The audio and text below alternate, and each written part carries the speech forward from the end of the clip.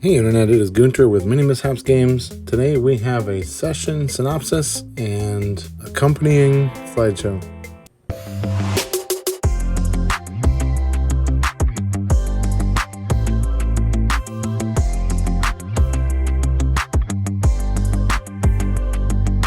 The party found themselves in one of Rosgood's many lairs, which used to belong to Mandabark.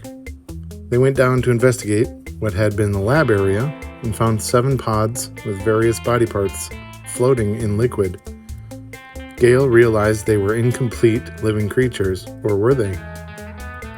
Cass decided to threaten to destroy the pods and everything else if the invisible person didn't make themselves visible.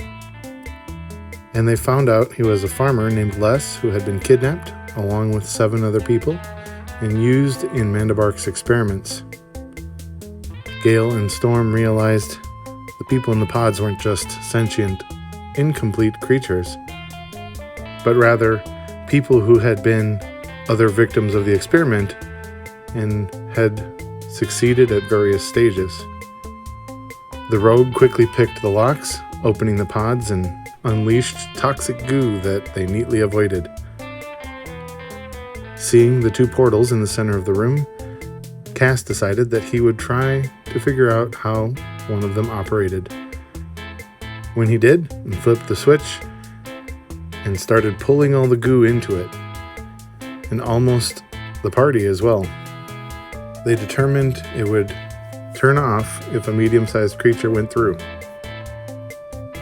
Meanwhile, on the other side of the room, Thurston decided to use his ability to open portals to open the other one, almost getting pierced by 500 pounds of Void Elf metal for his trouble. While one acted as a vacuum and dragged things in, this one pushed things out. He closed it. After talking to the freed people, they joined them in the direction of the academy. They continued searching for Rosgood's treasure stash and, more importantly, the rest of the Mundi Nisi items, back in the main room. Blaine, in an incredible stroke of luck, managed to push the one button that solved the puzzle that they had been trying to figure out the previous time, and revealed 3 more sets of the Mundi Nisi items, all of them complete, none missing the horn. Did that mean that there were actually 4 sets floating around? Blaine, seeing shinies, quickly grabbed one of the sets and it auto-equipped to him, shrinking down to fit his kobold frame. At that moment, a portal to the dream state opened up beneath him, and he fell through. The rest of the party, worried about what was going on, followed. It was here that the party met Thoth, one of the Erguptian gods. He took one look at Blaine and started professing that he wasn't part of the whole ordeal with the Gromican gods. Now he stayed out of it, and please don't fight him, only for this group of ditzy adventurers to quickly explain that they weren't there to fight, and instead really needed help figuring out what was going on, since there should only be 1 set of the Mundi Nisi, not 4. Thoth couldn't give them much information regarding that, and instead pointed them in the direction of Athena. The party asked him to send a message ahead so she wouldn't attack them on sight, and opened a portal to the academy where she was. There, she gave the party a lot of information, but what stuck out was that the 4 sets of Mundi Nisi items may have been crafted by the gods while they were under Rosgood's control with the Mind Crystal. And they were likely for him, his 2 brothers, and his father. Now the party really needed to get their hands on the incomplete set. She scried for the other items and pointed them in the direction of Telmessus, under the governor's house.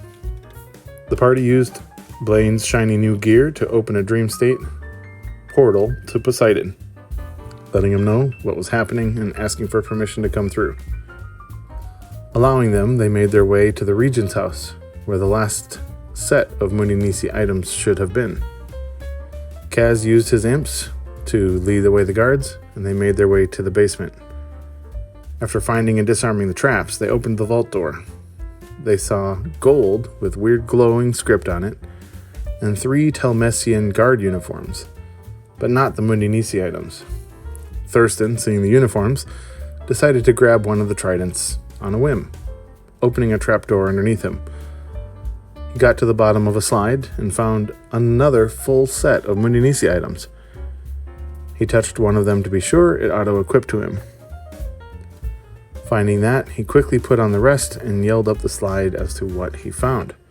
Gale and Blaine looked at each other before pulling on the other tridents and finding the other sets. 3 more sets. Gale reached out to Athena again, asking for insight. How could there be more? Cass mentioned it was possible the Regent was in league with Rosgood and was looking to kill Poseidon. She suggested talking to Hephaestus, since he was originally the one to create the first set. Gale attempted to do so, only to find that Hephaestus's dream state was unresponsive. That meant he was probably in mortal form and unconscious. Talking quickly, Gale and Storm tasked Cass with making a teleportation circle to Kun-Badur, the dwarven capital, where they would be able to find him. Traveling there, they learned that Hephaestus's temple was closed to the public, not taking any visitors. Undeterred, they made their way anyway, bashing open the door, found it completely empty. Thurston used Detect Magic, not seeing how this would make sense, found a trap door.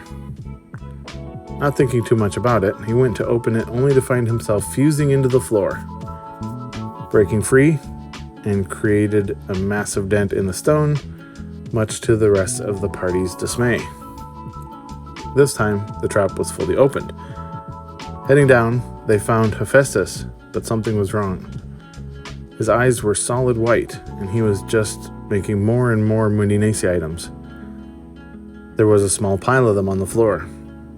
Thurston went to shake him, to try and snap him out of it, nearly took a blow from his hammer for his trouble.